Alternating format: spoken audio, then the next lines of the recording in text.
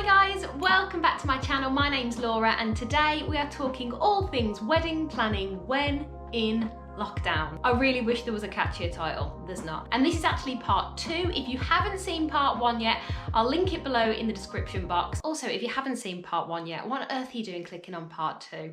You absolute maverick. I feel like loads has happened since, well no, I don't feel like loads has happened. Loads has happened since we last spoke. And some of it I filmed and some of it I haven't. And to be honest with you, I forgot to do an intro to the video before I started filming things because I'm not gonna lie, things have snowballed. So I felt like we needed to sit down, have a cup of tea. If you haven't got a cup of tea yet, pause the video, go make yourself one. I'll wait.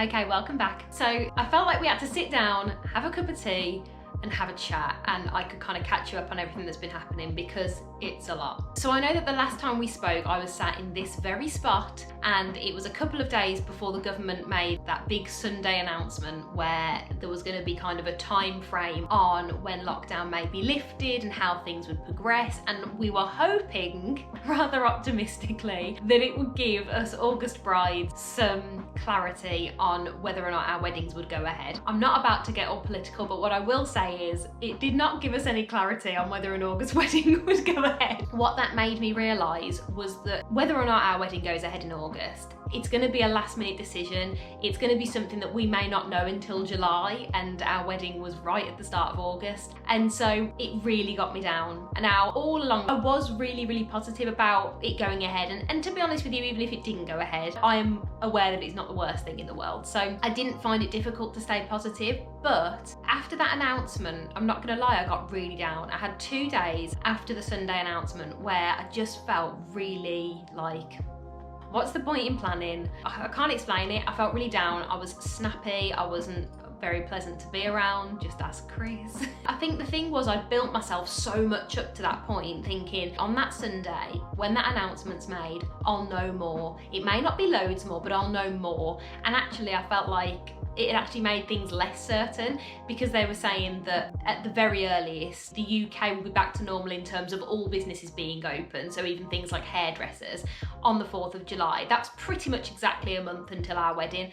And I was like, okay, so in order for my wedding to be okay, the absolute best case scenario has to happen. And I'm not saying that's not possible. I don't know, it just kind of felt like, oh, okay, there's not really much wiggle room with that time frame. And it just kind of made me realise that even if that best case scenario happened, because our wedding's right at the start of August, it was going to be a bit of a mad rush. And there were certain things that we hadn't even done yet. Like we thought we'd have so much time to do, like going suit shopping for Chris, going mother of the bride dress shopping with my mum. There was just so much that I thought I still had time to do. And so I started to get really panicked. And like I say, for those 2 days, I just felt really horrible. And I started getting in that place of, it's going to get postponed. We're not going to get married in August. But Chris at this point was really positive and kept saying to me, you don't know anything yet, cheer up. So we decided to kind of cheer me up that on the Wednesday we would go and deliver our invites. So this is us basically going and delivering the invites, obviously social distancing.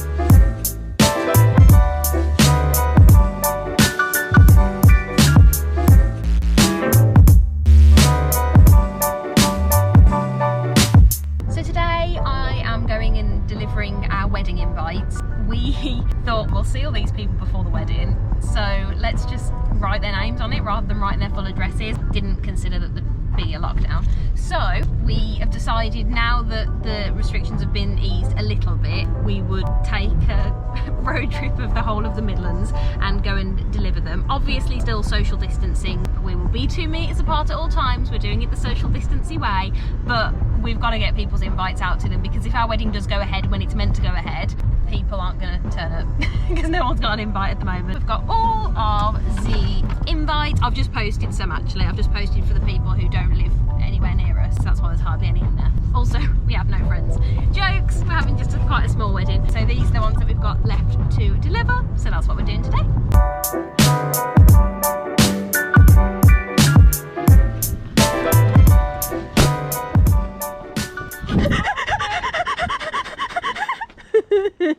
I'm just going to leave those at a safe distance. I thought we'd be doing some sort of filming. Hi. Hi. My name's Kate. And I'm Maid of Anna. This is a virtual hug. Are you filming our conversation now? I mean, no, I'm going to start recording in a second. She doesn't like me vlogging her. Hi.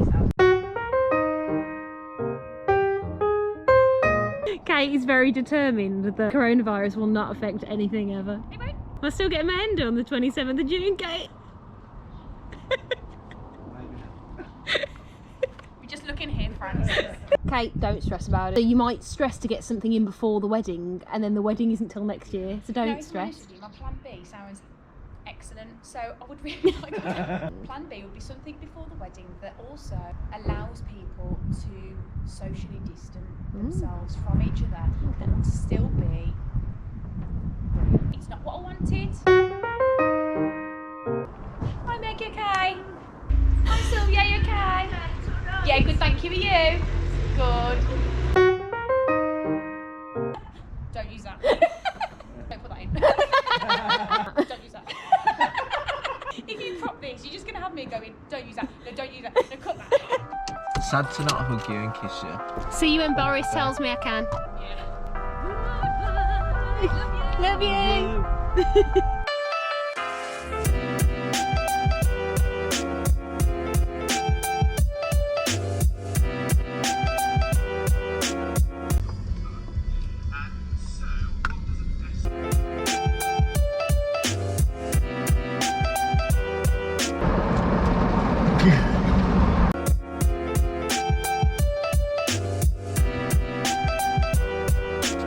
Post boxes are not easy to navigate.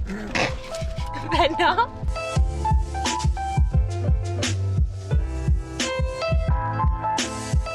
Your invites are on the step.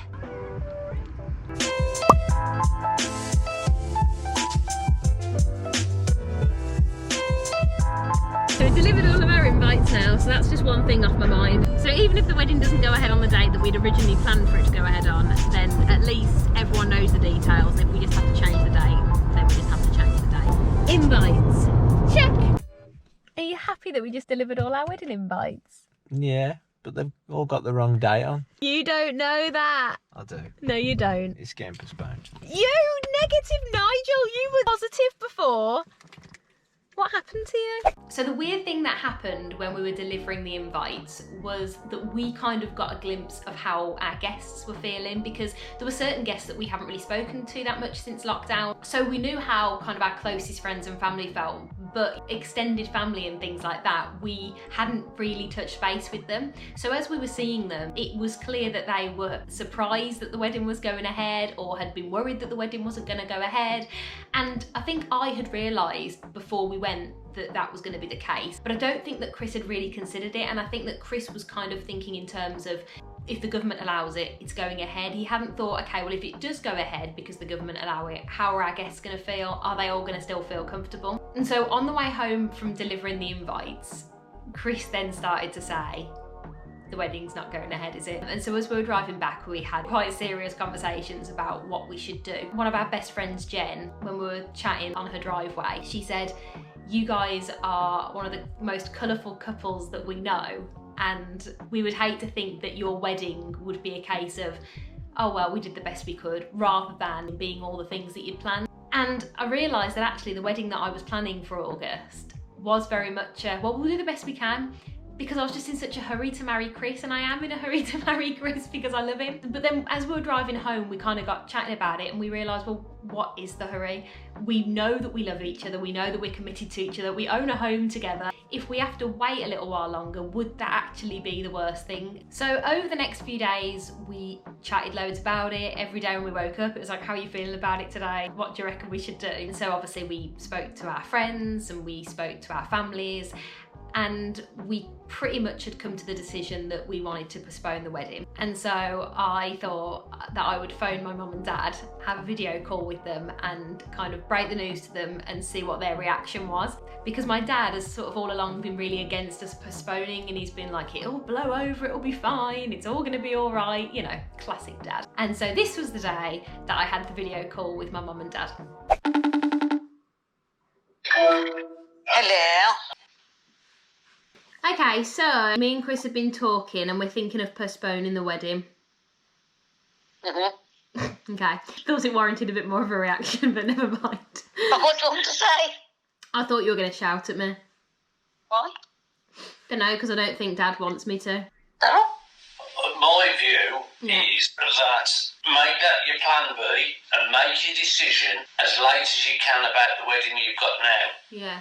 Because it may be things by the middle of June may look a whole lot different than they look in the middle of May. And then the next day, me and Chris got to chatting again, and I said to Chris, if things all went back to normal now, would you want to get married still at the start of August? And he was like, I don't think so really, because I think I want all of this to be a distant memory when we do it. I don't want us to have only just come out the other side of it. And that was when I sort of realised, well, what's the point in putting it off till June? I think that if the timeline goes the way that it's supposed to and businesses are open by July, then there's no reason why weddings won't be back up and running and people won't be able to have their days in August. But for us and for the type of wedding that we were having, it just personally made more sense for us to postpone. It's not because we don't think that our wedding was going to go ahead necessarily, it's more just the case that we were going to end up not having the wedding that we wanted. All along, we wanted something really laid back. We weren't having anything traditional. We weren't having the big white wedding. We weren't getting married in a church. It was all going to be really laid back. And to be honest with you, it just didn't feel like we were going to be able to achieve that. So we just decided that for us, it was better to move it, but it doesn't necessarily mean that's going to be best for everybody. And so if you're still ploughing on with your wedding plans for summer this year, then you do you. I'm rooting for you, and I really, really, really hope everything goes back to normal super duper quick for anybody who is planning on getting married this year. But ultimately, we have decided to postpone our wedding. June next year is now when we're getting married. Whoop, whoop. It was just a case of confirming with the venue that that's the date that we wanted, and then also letting the suppliers know that we were going with June next year. Please excuse the utter state of me, but I'm about to start sending out the official postponement email to all of our suppliers, and I'm really dreading it. And I know it's the right thing to do, and I'm sure that I want to do it, but I think now I've actually got to like it happening. I've been putting it off all day. What time is it? It is 10 to 4. And I've been putting this off since like, well, when I got up this morning basically. So here we go. I'm gutted. Oh, it's the fact that date just seems so far away at the moment. Like 2021 just seems like an age away. Okay, here we go. Message sent. So just know that postponing isn't as bad as it sounds. It's not a terrible thing, and actually it can make you feel loads better, and it can renew your excitement, because now I'm like, oh my gosh, more planning, and I'm planning things that we can do next year and planning how to announce that we've postponed, because right now while I'm filming this, nobody knows that we've postponed. So we've been having a little think overnight about how to announce it. So today we're gonna get all dressed up and shoot a little photograph to share on social media to let all of our guests know that the day is now next June. Okay, so we're doing our little shoot, our little photo to announce that our wedding's been postponed. So I'm just ironing my outfit. Come in, you idiot! So this dress that we're using today as like a wedding dress. Chris asked me earlier where it's from because he's literally never seen it before. I've had it since I was really young. You'll see, because it's ridiculously tight on me, like it doesn't really fit me. And it's pretty much see-through as well, but it's one of those things that I always just kept because I thought, I can just go over a bikini on the beach or something. Oh, there's a big crease at the front, so for crying out loud. This is why I need to see how long it takes. Only about 1 millimetre of material. It's so small, this dress, and it's still taking 500 hours to iron. You know what I mean? I don't like to exaggerate, but do you know what, guys? Like I say, I'm not getting married today. I think that will do.